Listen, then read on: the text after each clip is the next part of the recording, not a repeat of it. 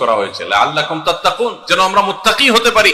মুত্তাকি হওয়া, গুনাহ ছাড়া, পাপাচার ত্যাগ করা, এটা রোজার উদ্দেশ্য। এটাই যদি না হয় তাহলে রোজার কোনো অর্থ থাকতে পারে না। 6 নম্বর, রমজান মাসে আমরা যে ভুল করি সেটা হলো অনেকে রোজা রেখে মেসওয়াক করতে চান না। রোজা রেখে মেসওয়াক করতে চান না। কোন ইমামগণ বলেছেন যে রোজা রেখে মেসওয়াক করা অনুত্তম, কিন্তু সেই মতটা সঠিক নয়। সঠিক এবং জমহুর বেশিরভাগ ইমামদের মত এবং বিশুদ্ধ মত হলো যে রমজান মাসে রোজা রেখে মেসওয়াক পারলে আরো বেশি বেশি করবেন। কারণ নবী করিম সাল্লাল্লাহু আলাইহি সাল্লাম থেকে তিরমিজি একটা হাদিস বর্ণিত হয়েছে, ইমাম তিরমিজি এটাকে হাসান সহিহ বলেছেন, হাদিসে হাসান বলেছেন। সেই হাদিসটা হলো যে নবী করিম সাল্লাল্লাহু আলাইহি সাল্লাম রোজা রেখে এত বেশি পরিমাণ মেসওয়াক করতেন, সাহাবী বলেন যে গুণে শেষ করা যাবে না। এই জন্য রোজা রেখে মেসওয়াক করা যাবে। অনেকে মনে করে মেসওয়াক করলে মেসওয়াকের রস যদি ভিতরে চলে যায় কোনো অসুবিধা নেই, রোজা রেখে আরো বেশি মেসওয়াক করবেন। তাহলে রমজানের কেন্দ্রিক আমাদের যে ভুলগুলো হয় তার ভিতরে 6 নম্বর হলো মেসওয়াক করাটাকে অনেকে দোষের মনে করেন। এটা ভুল, এটা দোষের না, বরং মেসওয়াক আরো বেশি করে করতে হবে। 7 নম্বর হলো অনেকে রমজান মাসে সাহারির খাবার এমন ভাবে খায়, এক সময় আমরা দেখেছি ছোটবেলায় যে অনেক মুরব্বীরা আছেন রাত 12টা-11টার দিকে উঠে সাহারি খেয়ে তারপর শুয়ে পড়েন। এটা যেমন একটা ভুল ছিল, সাহারি হলো শেষের দিকে খাওয়া উত্তম, ওনারা খাইতেন আগে। অতিরিক্ত সতর্ক যেটাকে বলে, এত আগে কেন খায়? যে শেষের দিকে খেলে রোজা হয় না, না হয়, এই জন্য 12টার সময় 4-5 ঘন্টা আগে খেয়ে ফিরে দিলাম। এটা হলো বেশি সতর্ক হওয়া। বেশি সতর্ক হওয়া বুঝেন? এক লোক দোতলায় শুয়ে আছে ফ্লোরে, তো একটু পর পর মাথা উপরের দিকে উঠে ফেলতেছে। কেউ জিজ্ঞাসা করলো কি ব্যাপার, তুমি কি এমন কেন করতেছো? ফ্লোরে শুয়ে আসো চিত হয়ে, একটু পর মাথা উঠাও কেন? তো লোকটা বললো নিচের ফ্লোরে একজনে সুই সুতা দিয়ে কাপড় সেলাই দিছে, তো এইভাবে সেলাই করে টান দেন উপর দিকে।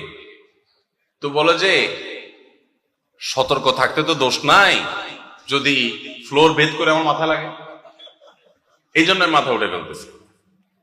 তো এটা অতিরিক্ত সতর্কতা হলো না? সতর্কতা ভালো, কিন্তু অতি সতর্কতা ভালো না। সাহারি অনেকে রাত 12টা-1টার সময় খান, এটা হলো অতিরিক্ত সতর্কতা। এত বেশি ভালো না, এত অতিরিক্ত সতর্ক হওয়া বরং নিষেধ। হাদিসে নবী সাল্লাল্লাহু আলাইহি ওয়াসাল্লাম আমাদেরকে সাহারি শেষের দিকে খেতে বলেছেন। এখন আরেকটা ভুল হলো অনেকে সাহারি এত শেষে খান যে মুয়াজ্জিনের সাথে ওনার কম্পিটিশন হয়। মুয়াজ্জিন মাইক ধরে মাইকের সামনে দাঁড়ায়, মুয়াজ্জিন ঘড়ির দিকে তাকাইতে তাকে টিক টিক টিক টিক আগাইতেছে কাটা। মুয়াজ্জিন প্রস্তুতি নিচ্ছে যে আল্লাহু আকবার করে হাঁক দিবে, আর উনি ওইদিকে প্লেট হাতে গ্লাস হাতে খাবার খাচ্ছেন, ধুমায়া খাচ্ছেন, এবং কম্পিটিশনে লিপ্ত হয়েছেন যে মুয়াজ্জিন আগে আল্লাহু আকবার বলে না, তিনি আগে গিলে শেষ করেন। এরকম কম্পিটিশন হয় কি হয় না? বেশিরভাগ লোক, বিশেষ করে আমাদের যে কোনো কাজে আমরা একেবারে শেষ মুহূর্ত পর্যন্ত না ঠেকালে ভালো লাগে না। এই যে একদম আজান হওয়ার আগ মুহূর্ত পর্যন্ত খেতে থাকা, অনেক সময় দেখা যায় যে ভিতরে যাইতে যাচ্ছে আজান পড়তেছে, এখনো আমার গলার নিচেও নামে না, এদিকে আল্লাহু আকবার শুরু করে দিছে, আল্লাহু আকবার শুরু করতেছে, তখনও চাপাই দিছি, এবার ফালাই দিছি। দেরিতে সাহারি খাওয়া সুন্নাত, এর মানে এই না যে এত দেরি করবেন যে মুয়াজ্জিনের সাথে আপনি চোর পুলিশ খেলাবেন। এত দেরি করা এটা অবশ্যই সুন্নাহ নয়। নবী করিম সাল্লাল্লাহু আলাইহি ওয়াসাল্লাম সাহারি খেয়ে শেষ করার পর ফজরের নামাজ পড়তেন, মাঝখানে 50 আয়াত পড়ার মতো গ্যাপ থাকতো। 50 আয়াতের গ্যাপ মানে হলো 5 থেকে 7 মিনিট এভারেজ, এরকম গ্যাপ তিনি দিতেন, তারপর তিনি নামাজ পড়তেন। তো এই জন্য ভাইরা আমার, আমরা বলতে পারি যে 7 নম্বরের ভুল হলো আমরা অনেকেই রমজান মাসে সাহারির খানা খেতে খেতে একেবারে আজান পর্যন্ত ঠেকাই দিই। এত দেরি করা আবার ঠিক না। 8 নম্বরের ভুল হলো অনেকে গোসল ফরজ হলে মনে করেন যে এই অবস্থা সাহারি খাওয়া যায় না। এটা ভুল ধারণা। আপনার রমজানে রাতের বেলা গোসল ফরজ হয়েছে, আপনি এখনো গোসল করতে পারেন না, এদিকে সাহারির খানার সময় চলে যাচ্ছে, তাহলে আপনি আগে সাহারির খানা খেয়ে নেন, সাহারি খেয়ে তাড়াতাড়ি গোসল করে তারপর ফজর নামাজ পড়তে যান, কোনো অসুবিধা নেই। এমনকি যদি আজান হয়ে যায়, আপনি গোসল এখনো করতে পারেন না, তাতেও সমস্যা নেই। আমরা অনেকে এটাকে সমস্যা মনে করি। সেই সাথে আরেকটা ভুল ধারণা হলো অনেকে মনে করেন রমজান মাসে দিনের বেলায় স্বপ্নদোষ হলে বোধহয় রোজা ভেঙে যায়। স্বপ্নদোষ হওয়ার কারণে রোজা ভাঙে না। স্বপ্নদোষ হয়েছে, আপনি রোজা কন্টিনিউ করবেন, এই রোজা রাখতেও হবে না, কোনো অসুবিধা নেই, কারণ এটা আপনার ইচ্ছায় না। 9 নম্বর ভুল হলো আমরা অনেকে যদি সাহারি খাইতে না পারি তাহলে আর ওই দিন রোজা রাখি না। অনেক লোক আছে বলে যে আজকে সাহারি খেতে পারি না, এই জন্য রোজা রাখি নাই। তো সাহারি না খাইতে পারলে রোজা রাখবেন না কেন? সাহারি খাওয়াটা সুন্নত আর রোজা রাখাটা ফরজ। আপনার সুন্নত ছুটে গেছে, কোনো অসুবিধা নেই। সাহারি না খেলে রোজার কোনো অসুবিধা নাই। সাহারি খাওয়াটা উত্তম। নবী সাল্লাল্লাহু আলাইহি ওয়াসাল্লাম বলেছেন তাসাহহারু ফাইন্না ফিস সাহুরি বারাকা, তোমরা রাতের শেষ বেলার খানাটা, সাহারির খানাটা খাবা, এটাতে বরকত আছে, কল্যাণ আছে। দুপুরের খানায় বরকতের কোনো ঘোষণা নাই, অন্য কোনো খানায় বরকতের কোনো ঘোষণা নাই, কিন্তু সাহারির খানাতে বরকতের ঘোষণা আছে। এই জন্য আমরা সাহারির খানাটা মনে না চাইলেও অল্প স্বল্প কিছু হলেও মুখে দেওয়ার চেষ্টা করব, কারণ সেখানে বরকত আছে, কল্যাণ আছে। কিন্তু কোনো কারণে সাহারি মিস হয়ে গেছে, ঘুম থেকে উঠতে পারেন নাই, আজান হয়ে গেছে, তাহলে এই অজুহাতে রমজানের ফরজ রোজা না রাখার কোনো সুযোগ নাই। কষ্ট একটু বেশি হতে পারে ওই দিন, তাতে কিছুই হবে না, আমরা একেবারে মরে যাব না। ধৈর্য ধরা শিখতে হবে। ইমানদারকে আল্লাহ তাআলা সবর করা শিখাচ্ছেন রমজানের মাধ্যমে। এই জন্য ভাইরা, কোনোদিন সাহারি মিস হইলে ওই দিন রোজা মিস করা যাবে না। 10 নম্বর যে ভুলটা আমাদের হয় সেটা হলো, সাহারিতে আমরা বেশিরভাগ মানুষ একটা সুন্নাত আমল করি না, সেটা হলো খেজুর খাওয়া। সন্ধ্যার সময় ইফতারিতে যখন আমরা সাহারি খাই তখন তো সবাই আমরা জানি, আমরা ইফতারিতে যখন খেজুর খাই তখন তো আমরা সবাই মোটামুটি জানি যেটা সুন্নত। কিন্তু সাহারিতে খেজুর খাওয়া যে সুন্নত, এটা ম্যাক্সিমাম মানুষ আমাদের দেশে এখনো জানেন না। নবী করিম সাল্লাল্লাহু আলাইহি ওয়াসাল্লাম বলেছেন, নি'মা সাহুরুল মুমিনি আত-তামার, ইমানদারের সবচাইতে উত্তম সাহারি হলো খেজুর। আপনি ভাত খান, ডাল খান, গোশত খান, মাছ খান, যাই খান, 1 পিস খেজুর আপনি যদি অন্তত সাহারিতে খান, তাহলে এটার কারণে একটি সুন্নাত জিন্দা করার সওয়াব পাবেন। খেজুরে প্রচুর পরিমাণ এনার্জি, খাদ্য শক্তি থাকে, এটা আমাদের জন্য নানা দিক থেকে উপকারী হবে। এই জন্য ইফতারিতে আপনি খেজুর খাওয়ার কথা জানেন, অথচ হাদিসে শুধু ইফতারিতে না, সাহারিতেও খেজুর খাওয়ার নির্দেশনা দেওয়া হয়েছে। এই জন্য এটা একটা ভুল যে আমরা অনেকে সাহারিতে যে খেজুর খেতে হয় এটা জানি না। 11 নম্বর ভুল হলো, সাহারির সময়, ভোর রাতের সময়টা হলো দোয়া কবুলের সবচেয়ে মোক্ষম সময়। 24 ঘন্টার ভিতরে দোয়া কবুলের সবচেয়ে আদর্শ সময়, যে সময়ের দোয়া কবুলের সম্ভাবনা সবচেয়ে বেশি, সেটা হলো ভোর রাতের সময়টা। আল্লাহ সুবহানাহু ওয়া তাআলা ডেকে ডেকে বান্দার ক্ষমা ঘোষণা করেন, বিপদ আপদ দূর করেন, অসুখ বিসুখ দূর করেন। এই সময়টা হলো রাতের শেষ প্রহর, ফজরের আগের সময়টা, তাহাজ্জুদের সময়টা।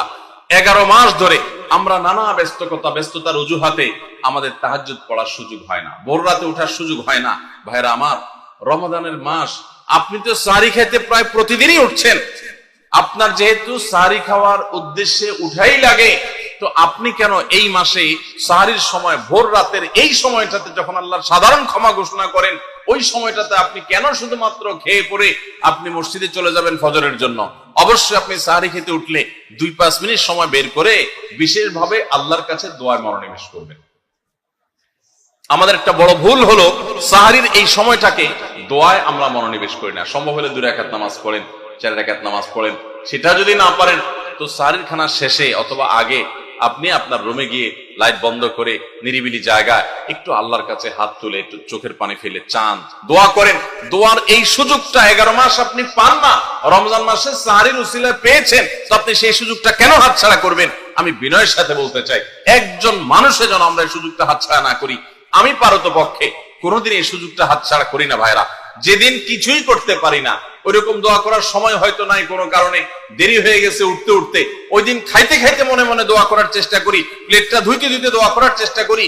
কারণ মুয়াজ্জিন ফজরের আজান যখন দেন, ওয়াক্ত যখন হয়, তার আগ মুহূর্ত পর্যন্ত আল্লাহ তাআলা দুনিয়ার আসমানে এসে তারপরে বান্দাকে ডেকে ডেকে, আমি তাকে সুস্থতা দান করব। আল্লাহ মিন মুস্তাগফিরিন ফাগফির লাহ, তোমাদের মধ্যে কেউ কি আছো ক্ষমা প্রার্থনা করে, আমি তাকে ক্ষমা করে দিব। এভাবে ডেকে ডেকে আল্লাহ তাআলা দিতে থাকেন। টোটাল 24 ঘন্টার মধ্যে যেই সময়টার দোয়া ফেরত দেয়া হয় না, যেই সময়টার দোয়া মিস হওয়ার সম্ভাবনা খুবই কম, আপনার দোয়ার বেসিক শর্তগুলো ঠিক থাকলে এই দোয়া কবুল হওয়ার সম্ভাবনা জোরালো, সেই সময়টা হলো ভোর রাতের সময়টা।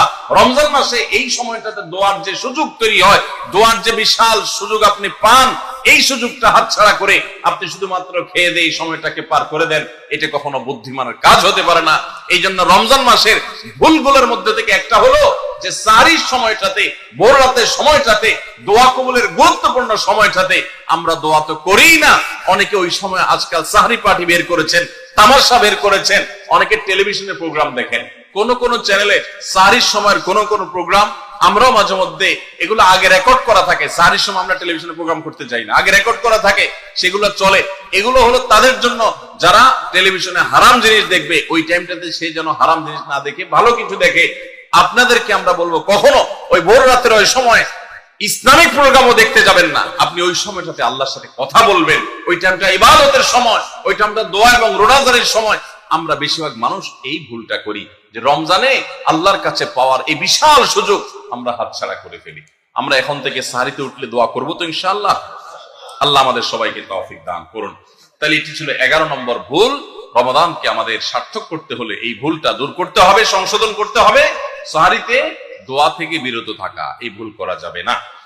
12 নম্বর ভুল হলো অনেকে রোজা রেখে থুতু গেলাটাকে দোষণীয় মনে করেন যে রোজা রেখে বোধহয় থুতু গেলা যায় না, এই জন্য ঘন ঘন থুতু ফেলে দেখবেন অনেকে আছেন। বিশেষ করে নতুন নতুন যখন রোজা রাখে পোলাপান, তখন দেখবেন যে মিনিটে মিনিটে থুতু ফেলে।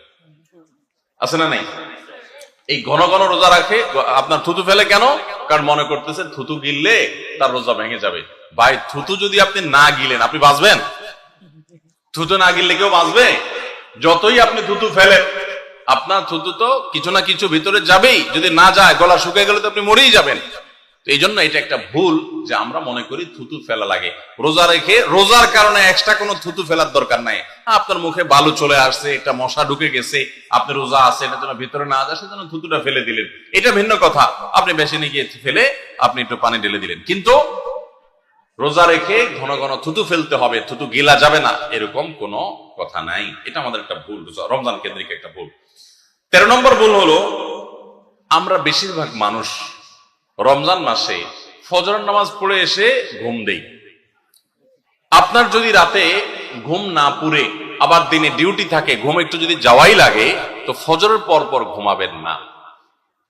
আলহামদুলিল্লাহ, আমাদের বাসায় আমরা এটার প্র্যাকটিসটা প্রতি বছর খুব হার্ডলি করার চেষ্টা করি। ফজরের পর কোনো ঘুম নেই। ফজরের পর একটা কোরআন তেলাওয়াত করেন। প্রথম চোখ ভেঙে আসবে, কারণ আপনি ভোর রাতে উঠছেন, অভ্যাস নাই। তো যাতে চোখে ঘুম না আসে সেজন্য নানা বুদ্ধি বাইর করে ঘুম দূর করেন, একটু উঠবস করেন। ওই টাইমে বসে ফজরের পরে আপনি তেলাওয়াত করেন, জিকির আজকার করেন, সকাল সন্ধ্যার দোয়াগুলো পড়েন, একটু দোয়া করেন, রমজানের কিছু আমল করেন। এশাকের নামাজের ওয়াক্ত হয়ে গেছে, 2 রাকাত নামাজ পড়ে এরপর আপনি পারলে দরকার হলে শুয়ে যান, কিন্তু ফজরের পর শুয়ে যাবেন না। এটা একটা ভুল। কারণ নবী করিম সাল্লাল্লাহু আলাইহি সাল্লাম সকালের এই সময়টার জন্য দোয়া করেছেন, আল্লাহুম্মা বারিক লি উম্মতি ফি বুকুরিহা, আল্লাহ আমার উম্মত জন্য সকালের সময়টাতে বরকত দান করুন। আর ওই সময় আপনি ঘুমায় থাকছেন। তো রমজান মাসে আমরা এটা একটা ভুল করি, এটা আমরা করব না যথাসম্ভব। তারপর 14 নম্বর ভুল হলো আমরা যারা নিয়মিত আজানের জবাব দেই, আজানের জবাব দেওয়া একটা আমল, আপনারা জানেন তো? মুয়াজ্জিন যা বলে তার সাথে সাথে তা বলা, তার পরপর সেটা বলা। মুয়াজ্জিন যখন আল্লাহু আকবার বলে, তখন আপনিও আস্তে আস্তে করে আল্লাহু আকবার বলবেন। মুয়াজ্জিন আবার যখন আল্লাহু আকবার বলবে, আপনিও আল্লাহু আকবার বলবেন। মুয়াজ্জিন যখন আশহাদু আল্লা ইলাহা ইল্লাল্লাহ বলবে, আপনিও আশহাদু আল্লা ইলাহা ইল্লাল্লাহ বলবেন। মুয়াজ্জিন যখন আশহাদু আন্না মুহাম্মাদুর রাসূলুল্লাহ বলবে, আপনি কি বলবেন? আশহাদু আন্না মুহাম্মাদুর রাসূলুল্লাহ বলবেন। অনেকে সাল্লাল্লাহু আলাইহি সাল্লাম পড়ে, সাল্লাল্লাহু আলাইহি সাল্লাম পড়বেন হলো আযানের শেষে, কিন্তু আযান চলাকালীন আশহাদু আন্না মুহাম্মাদুর রাসূলুল্লাহ বলবেন। সহিহ মুসলিমের আযানের জবাব দেওয়ার অধ্যায়ে পরিষ্কারভাবে নবী সাল্লাল্লাহু আলাইহি ওয়াসাল্লাম শিখিয়ে দিয়েছেন। ইমাম মুয়াজ্জিন যখন বলবে ইযা ক্বালা আশহাদু আন্না মুহাম্মাদুর রাসূলুল্লাহ ফাকুলু আশহাদু আন্না মুহাম্মাদুর রাসূলুল্লাহ, তখন আমরা আশহাদু আন্না মুহাম্মাদুর রাসূলুল্লাহ বলবো। এরপর হাইয়া আলাস সালাহ হাইয়া আল ফালাহ যখন বলবে, তখন লা হাওলা ওয়ালা কুওয়াতা ইল্লা বিল্লাহ বলবো। এরপর আল্লাহু আকবার বললে তাই বলবো, লা ইলাহা ইল্লাল্লাহ বলার সময় তাই বলবো। তারপরে আযানের জবাব দেব, দুরূদ পড়বো, দোয়া পড়বো। এই যে আযানের জবাব, এটাতে লাভ হয় কি জানেন? মুয়াজ্জিন আযান দিয়ে যে সওয়াব পায়, আযানের যারা মুখে জবাব দেয়, মুয়াজ্জিনের সাথে সাথে বলে, তাদেরকে আল্লাহ তাআলা সমপরিমাণ সওয়াব দান করেন। সুবহানাল্লাহ।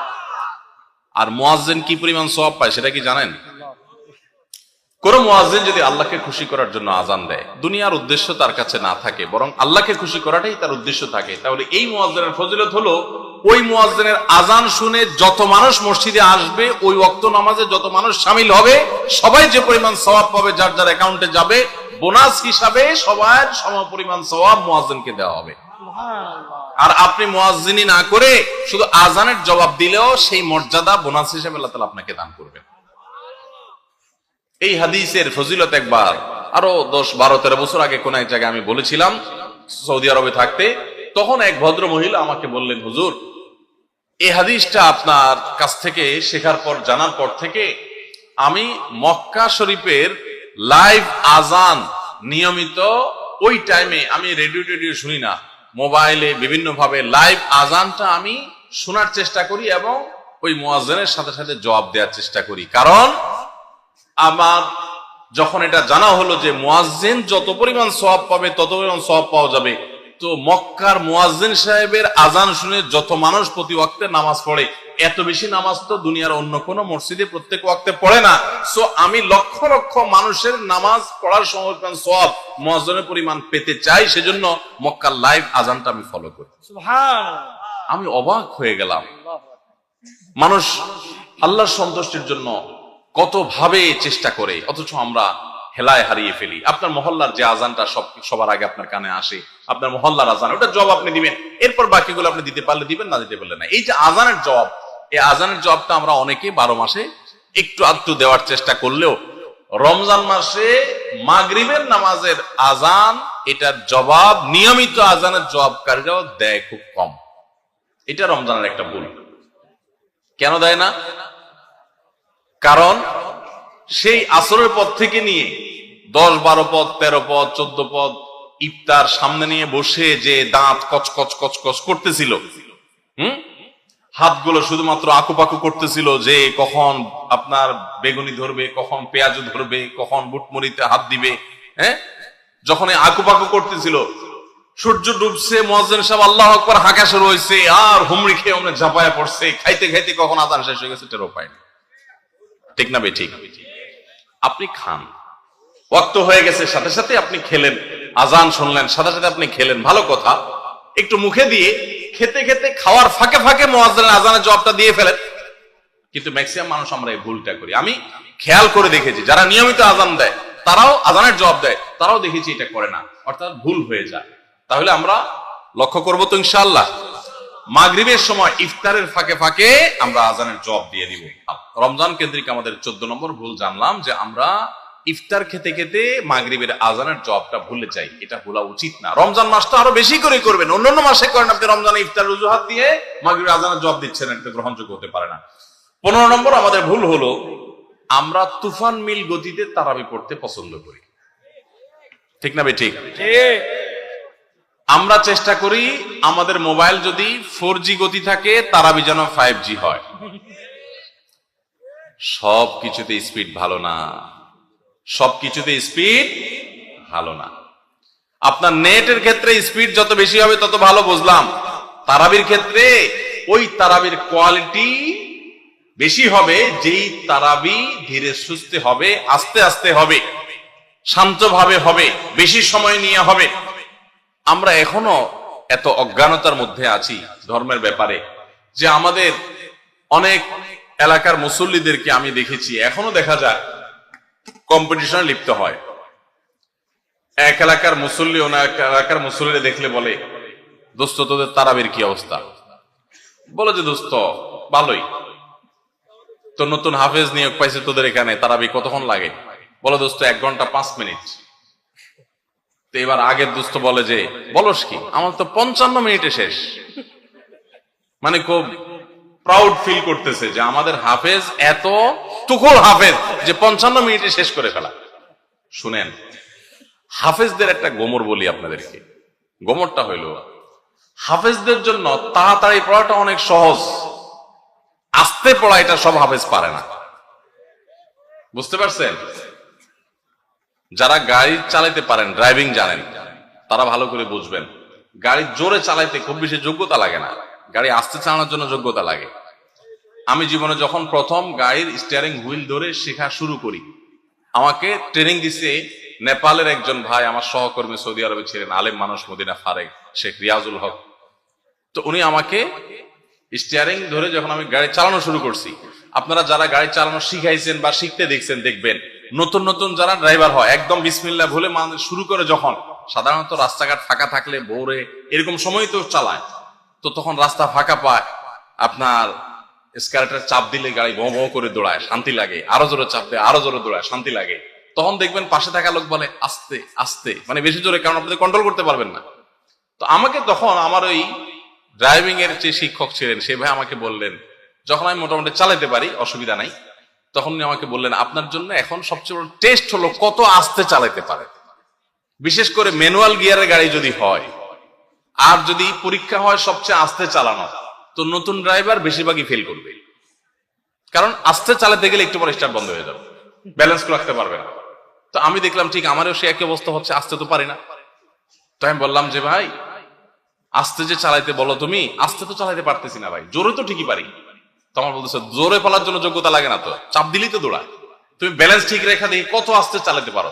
সে আমার গাড়ি থেকে নাইমা বলতেছে আমি পাশে হাঁটবো আস্তে আস্তে, আমার গতিতে তুমি গাড়ি চালাবা, দেখি পারো কিনা। আমি তো পারতেছি না, বলে যে না তুমি এখনো পাকা হও নাই। তো হাফেজদের অবস্থা একই রকম। হাফেজদেরকে যদি বলেন যে ধীরে ধীরে পড়েন আপনারা তারাবিতে, দেখবেন অনেক হাফেজ পারবে না, অনেক হাফেজ পারবে না, অনেকে পারবে, কিন্তু গতির সাথে তা পড়া এটা খুব সোজা কাম।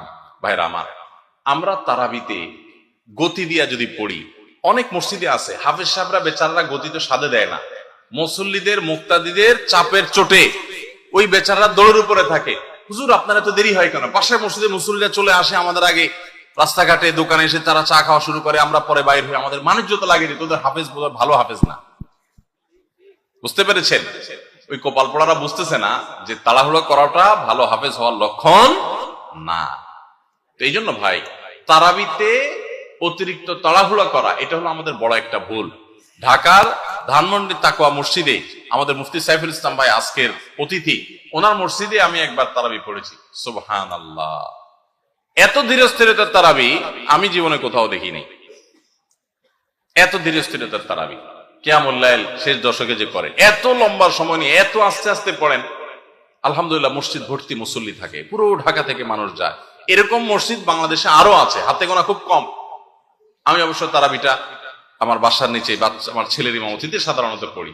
তো যাই হোক, মসজিদে তারাবি এত ধীরস্থিরতার সাথে আমি ওখানে সবচেয়ে বেশি দেখেছি, আরো অন্যান্য জায়গায় থাকতে পারে। এই জন্য ভাইরা আমার, রমজানের ভুলগুলোর একটা হলো যে তারাবিতে তাড়াহুড়ো করি আমরা। তাড়াহুড়ো করবেন না। আপনার হাফেজ সাহেবকে যদি আপনি খুব গতিতে পড়তে বলেন, এক পারা যদি প্রথম কয়েকদিন তো 1.5 পারা পড়ে, এরপরে 1 পারা করে পড়ে শেষ পর্যন্ত, 1 পারা পড়তে এশার নামাজ সহ যদি তার তাড়াহুড়া করে পড়তে যদি 1 ঘন্টার সময় লাগে, তো ধীরস্থিরতার সাথে পড়লে 1 ঘন্টা বড় 10 মিনিট সময় লাগবে। 5 থেকে 10 মিনিটের পার্থক্য, এর বেশি না। 5-10 মিনিটের জন্য আপনার পুরো 1 ঘন্টা তারাবিটা আপনি বরবাদ হয়ে যেতে পারে যদি অতিরিক্ত তাড়াহুড়া হয়, অস্পষ্ট থাকে, তাহলে তারাবি পড়ার কোনো মানেই থাকতে পারে না। এই জন্য তারাবিতে তাড়াহুড়া করবেন না, ধীরস্থিরতার সাথে পড়বেন। এবং এই বছর বিশেষ করে আমরা ওই যে তারাবির সালাতে কোরআনের বার্তা বইটা লিখেছি, এটার উদ্দেশ্য হলো তারাবি যাতে আপনার কাছে বোঝা মনে না হয়, তাড়াতাড়ি শেষ করে দিতে আপনার মনে না চায়, আপনি আগে থেকে একটু বইটা দেখে যাবেন যে আজকের তারাবিতে কি কি আছে, কোন নবীর ঘটনা আছে। যখন ওই আয়াতগুলো তেলাওয়াত করা শুরু করবে তখন আপনি রিলেট করতে পারবেন, আপনার কাছে ভালো লাগে কাজ করবে, তারাবিটা আপনার কাছে বোঝা মনে হবে না। তাহলে 15 নম্বর ভুল হলো তারাবিতে তাড়াহুড়ো করা। আরেকটা বিষয় আছে, সেটা হলো তারাবির 4 রাকাত পর পর দোয়া পড়া। কি দোয়া জানো? আমি 2-3 শব্দ পারি, সুবহানাজিল মুলকি ওয়াল মালাকুতি, এতটুকু পারি। এরপরে কি আপনারা জানেন ভালো, যেহেতু কোরআন হাদিসে কোথাও পাই নাই এই জন্য আমি তো জানি না, শুধু পাবলিকের মুখে শুনছি ছোটবেলা থেকে, কিন্তু বই পুস্তকে কোথাও পাইনি কোরআন হাদিসে। তো এই জন্য তারাবির 4 রাকাতের পর পর এরকম দোয়ার কোনো কথা কোরআন বা হাদিসে নাই। 4 রাকাত পর পর সময় দেওয়া হয় কেন জানেন? এটা রেস্টের টাইম, যে 4 রাকাত পড়ছেন একটু রেস্ট করেন। আপনি তখন শুরু করছেন সুবহানাল মুলক ওয়াল মালাকুতে, আরো রেস্ট আপনার নষ্ট হলো, তো এই জন্য তো আপনাকে সময় দেওয়া হয়নি। এই জন্য তারাবির এই ভুলগুলো আমাদের একটা ভুল রমজান কেন্দ্রিক। 16 নম্বর ভুল হলো মোবাইল, টেলিভিশন এবং এই জাতীয় ডিভাইস গুলোতে আমরা অনেকে গেমস ইত্যাদি খেলে সময় নষ্ট করি। কারণ দুপুরে খাবারের সময় কাজ নাই, অবসর থাকি, তো দেখা যায় মোবাইলে নষ্ট করে সময়। মহিলারা সময় রিমোট নিয়ে বসে টেলিভিশনের সামনে সময় নষ্ট করেন, অনেক সময় গেমস খেলে সময় নষ্ট করেন, অনেকে ঘুমায় থাকেন অতিরিক্ত। প্রবাস জীবনে অনেকে আছে ঘন্টায় ঘন্টা এভাবে সময় নষ্ট করেন, কারণ দুপুরে খাবার নাই, সকালের খাবার নাই, সময়গুলো কাজে লাগানোর সুযোগ পান না। তো এটা বড় ভুল। আপনার রমজানের এই সময়গুলো অনেক দামি, এই সময়গুলো এভাবে নষ্ট করাটা আপনার রমজানকে নষ্ট করার শামিল। এটা হলো 16 নম্বর ভুল। 17 নম্বর ভুল হলো ইফতারের সময় দোয়া করতে হয়, এটা আমরা জানি সবাই। ইফতার খেতে দোয়া আছে সেটাও জানি, বিসমিল্লাহ বলে ইফতার খেলাম, ইফতার খাওয়ার পর দোয়া পড়বো আমরা, জাহাবাজ জামা ওয়া আবতালাতুল উরুক ওয়া সাবাতাল আজরু ইনশাআল্লাহ, অথবা আল্লাহুম্মা লাকা সুমতু আলা রিজকিকা আফতারতু। আমরা দোয়া এটা জানি সবাই, কিন্তু কেউ যদি আপনাকে ইফতারের দাওয়াত দেয়, ইফতার করায়, তখন তার জন্য একটা দোয়া আছে, ওইটা আমরা ম্যাক্সিমাম মানুষ জানি না। বলবো সেটা? সেই দোয়াটা হলো নবী করিম সাল্লাল্লাহু আলাইহি সাল্লাম তাকে কেউ ইফতার করালে তিনি তার জন্য দোয়া করতেন, আকালা তাআমাকুমুল আবরার ওয়া সাল্লাত আলাইকুমুল মালাইকা ওয়া আফতার ইনদাকুমুস সাইমুন। তোমাদের খাবার যেন নেককাররা খায়, হ্যাঁ, এবং তোমাদের উপর ফেরেশতারা যেন তোমাদের জন্য দোয়া করে, আর তোমাদের খাবার যেন রোজাদাররা খায়, ইফতার করে। কেউ ইফতার করে তার জন্য এই দোয়া করা সুন্নাত। এটা আমরা অনেকে চাই না। তো এই দোয়া না করা, এটা আমার মনে হয় আমাদের সমাজের ম্যাক্সিমাম মানুষের মধ্যে আছে, যে আমরা দোয়া করি না। ইফতার কেউ খাওয়াইলে খেয়ে চলে আসি, বড় জোর অন্য দোয়া পড়ে, কিন্তু এই দোয়া পড়া সুন্নাত, এটা আমরা যাই না। তাহলে এটা একটা ভুল আমাদের রমজান কেন্দ্রিক। 18 নম্বর ভুল হলো ইতিকাফ না করা এবং পরিবারকে শেষ 10 দিনে ঘুম থেকে জাগিয়ে না তোলা। রমজানের শেষ 10 দিন ইতিকাফ করা হলো রমজানের সবচাইতে তৃপ্তিদায়ক ইবাদত। যেই ইবাদতের তৃপ্তি আপনি নগদে পাবেন, সেটা হলো রমজানের শেষ দশকের ইতিকাফ। দুঃখজনক বিষয় হলো ম্যাক্সিমাম মানুষ আমাদের দেশে মসজিদগুলোতে দেখা যায় ইতিকাফের লোক পাওয়া যায় না, টাকা দিয়ে লোক ভাড়া করে ইতিকাফে রাখা লাগে। একটা দুঃখজনক ব্যাপার। তো রমজানের একটা গুরুত্বপূর্ণ আমল হলো এই ইতিকাফ। এটা আমরা করি না, চেষ্টা করবো তো ইনশাআল্লাহ। একবার যদি আপনি ইতিকাফ করেন, ইতিকাফের মজা যদি একবার পেয়ে যান, বিশেষ করে কয়েকজন ইবাদত গুজার মানুষের সাথে থাকেন, একটা পরিবেশ পান, আপনাকে জীবনে ইতিকাফ থেকে কেউ আর ঠেকাতে পারবে না, দূরে রাখতে পারবে না। ইতিকাফ আপনি করেই ছাড়বেন, এত মজার ইবাদত। এবং সেই সাথে রমজানের শেষ দশকে নবী সাল্লাল্লাহু আলাইহি ওয়াসাল্লাম পরিবার লোকদেরকে ঘুম থেকে ডেকে তুলতেন। আমরা এটা করি না। পরিবারের লোকদেরকে সহ পুরো পরিবার মিলে একসাথে ইবাদত বন্দি করা শেষ দশকে, এটা গুরুত্বপূর্ণ একটা ইবাদত। তাহলে 18 নম্বর ভুল হলো ইতিকাফ না করা, পরিবারকে শেষ দশকে না জাগানো। 19 নম্বর ভুল হলো শেষ 10 দিন আসলে আমরা কেনাকাটা, শপিং, যারা শহরে আছে তারা গ্রামের বাড়িতে যায় ঈদ করা, এগুলোর পেছনে আমরা ব্যস্ত হয়ে যাই। শেষ 10 দিন হলো ইবাদতের সবচেয়ে গুরুত্বপূর্ণ সময়। রমজানের আসল টাইম হলো শেষ 10 দিন, সবে কদর ওর মধ্যেই আছে, অথচ আমরা সেই সময়টাতে সবচেয়ে বেশি অবহেলা কাটাই। এটা রমজানের একটা বড় ভুল। আর 20 নম্বর এবং সর্বশেষ যেটা বলতে চাই সেটা হলো যে অনেকে আমরা ফিতরাটা সময় মতো দেই না।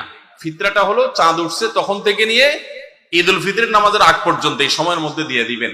এত অল্প সময়ের মধ্যে, রাতের মধ্যে গরিব যদি খুঁজে না পান, তাহলে একদিন দুদিন আগে থেকেও দিতে পারবেন। কিন্তু কোন অবস্থাতে ঈদের নামাজের পরে ফিতরা দিলে সেটা ফিতরা আদায় হবে না।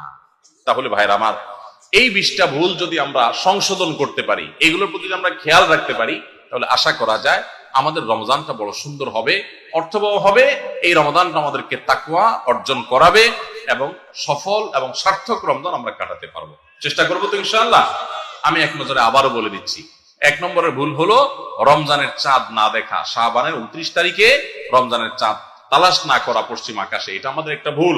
2 নম্বর হলো আমাদের রমজানের প্রস্তুতির অংশ হিসেবে শুধু খাবার টাবার কিনে ভরায় ফেলা, ইবাদতের রুটিন নাই, খাবার নিয়ন্ত্রণ করার ব্যবস্থা না, বরং অতিরিক্ত খাবারের ব্যবস্থা করা, এটা আমাদের একটা ভুল। 3 নম্বর হলো আমাদের ছোট ছেলে মেয়েরা যদি রোজা রাখতে চায়, তাদেরকে রাখতে না দেওয়া, মায়া করে তাদেরকে রোজা থেকে বিরত রাখা, এটা আমাদের একটা ভুল। 4 নম্বর হলো মুখে নাওয়াইতা নাসুমা গাদান এই জাতীয় দোয়া করাটাকে জরুরি মনে করা, এটা একটা ভুল। 5 নম্বরের আমাদের ভুল হলো রমজানের যে আমাদের অনেকে পেটের রোজা রাখি, চোখে, মুখে, কানে, অন্য অঙ্গ প্রত্যঙ্গ দিয়ে নানা গুনাহ করি, ফেসবুকে ইত্যাদিতে, এর মাধ্যমে আমাদের রোজা অর্থবহ হয় না, এটা আরেকটা ভুল। 6 নম্বর হলো আমরা অনেকে মেসওয়াক করাটাকে দোষণীয় মনে করি, অথচ রোজা রেখে মেসওয়াক করা যায়।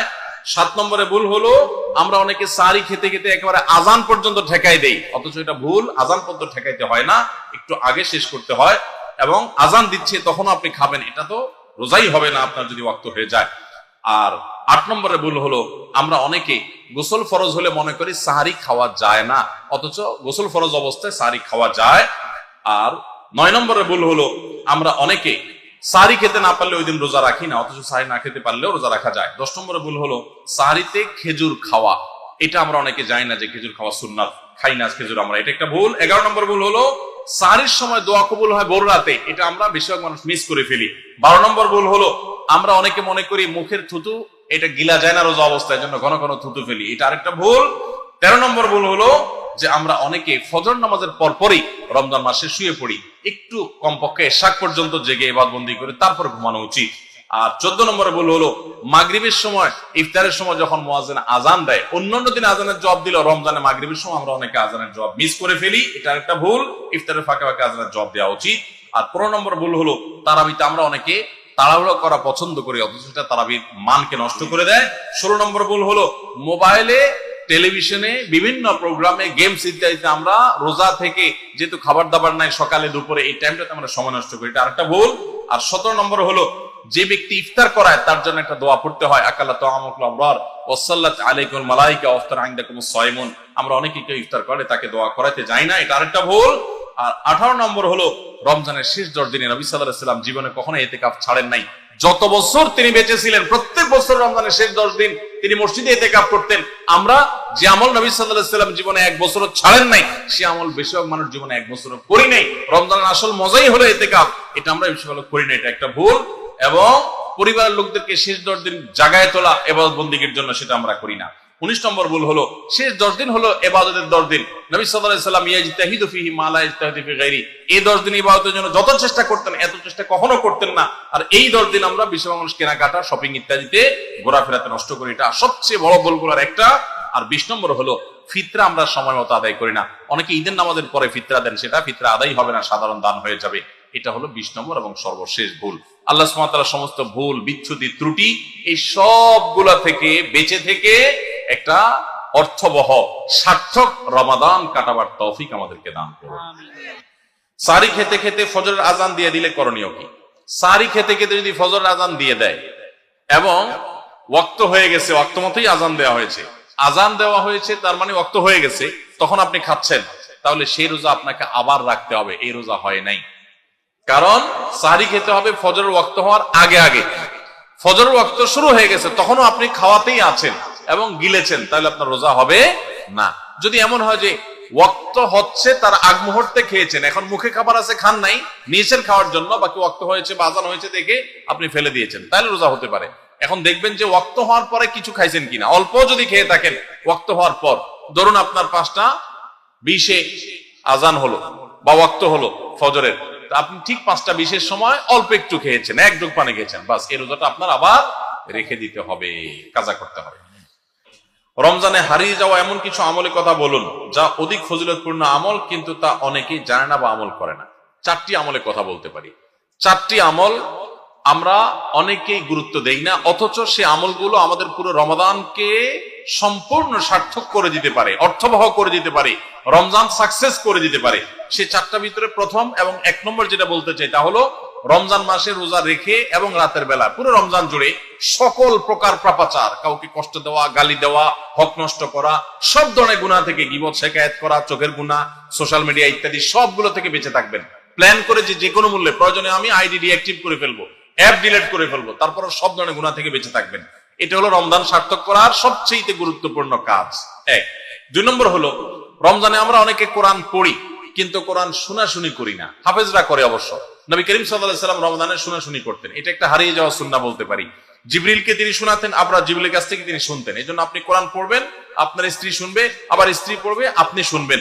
স্ত্রী বলে কোনো কথা নয়, এরকম একে অন্যের সাথে কোরআন শোনাশুনি করবেন, এটা একটা হারিয়ে যাওয়া আমল। 3 নম্বর হলো রমজানের শেষ 10 দিন ইতিকাফ করবেন।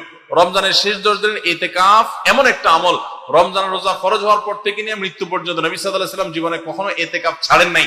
আমরা ম্যাক্সিমাম মানুষ জীবনে কখনো করি নাই। ইতিকাফ করা হলো আল্লাহর ঘরে এসে গাঁটটি বোসকানাই পড়ে যাও যে আল্লাহ ক্ষমা করা ছাড়া যাব না। ইতিকাফ করা যদি মসজিদে ঘুমায়ও থাকে, ইতিকাফ করাটাই যেহেতু একটা স্বতন্ত্র ইবাদত, সো তার ইতিকাফ করার মাধ্যমে লাইলাতুল কদর তিনি অটোমেটিক পাবেন ইনশাআল্লাহ। এই জন্য ইতিকাফের আমলটা আমাদের রমাদানকে সার্থক করে দিতে পারে, অথচ এটা হারিয়ে যাচ্ছে। আর 4 নম্বর এবং সর্বশেষ হলো রমজানের শেষ দশক হলো ইবাদতের দশক, আমলের দশক। আমরা প্রথম 2 দশকে যা পারি না পারি, শেষ দশক বেশি আমল করার চেষ্টা করব। অনেকে আমরা শহর থেকে গ্রামে যাওয়ার জন্য পরিকল্পনা করতে করতে 4-5 দিন চলে যায়, অনেকে কেনাকাটার জন্য 4-5 দিন ব্যয় করে ফেলি, ঈদের প্রস্তুতির জন্য আমাদের শেষের দিনগুলো নষ্ট হয়ে যায়। এগুলো না করে আল্লাহর ওয়াস্তে শেষ দশককে ইবাদতের জন্য রিজার্ভ করে ফেলি, গোটা ফ্যামিলি সহ ইবাদত বন্দেগী করি, রমজানটাকে আমরা উপভোগ করতে পারবো ইনশাআল্লাহ। এটা আমাদের জন্য তৃপ্তির রমাদান হবে। আল্লাহ আমাদেরকে তৌফিক দান করুন। তাহলে 4টি আমলের কথা বলেছি, সকল প্রকার গুনাহ থেকে বেঁচে থাকা, কোরআন শোনাশুনি করা, ইতিকাফ করা এবং রমজানের শেষ দশকে বিশেষভাবে ইবাদতের পরে যত্নশীল হওয়া, শেষ দশকে সকল ব্যস্ততা কমায় দেওয়া। এই 4টি জিনিস আমাদের রমাদানকে সার্থক করতে পারে ইনশাআল্লাহ। কাদের জন্য রোজা রাখায় ছাড় দেওয়া হয়েছে? কাদেরকে রোজা রাখার ব্যাপারে ছাড় দেওয়া হয়েছে? নাম্বার 1, অসুস্থ ব্যক্তি। এত অসুস্থতা যে অসুস্থ অবস্থা রোজা রাখতে পারে না, তাহলে তিনি পরবর্তীতে রোজা রাখলেও হবে। আল্লাহ বলেছেন ফাইদাতু মিন আইয়ামিন উখরা, অন্য সময় রোজা রাখবে সে। আর যদি একেবারে অক্ষম হয় তাহলে সে ফিদিয়া দিয়ে দিবে, রোজার প্রত্যেকটা রোজার বিনিময়ে একটা করে ফিতরা হিসাব করে দিয়ে দিবে। আর যদি সুস্থ থাকে তাহলে সেক্ষেত্রে সফরে থাকলে তার জন্য রোজার ছাড় আছে। আল্লাহ বলেছেন ফামান কানা মিনকুম মারিদান আও আলা সাফারিন, যদি সফরে থাকে ওই অবস্থা তার কয়টা রোজা যদি বাদ যায় সফরে থাকার কারণে ওইগুলো পরে রাখলেও হবে। তাহলে সফর অবস্থা রোজার ছাড় আছে।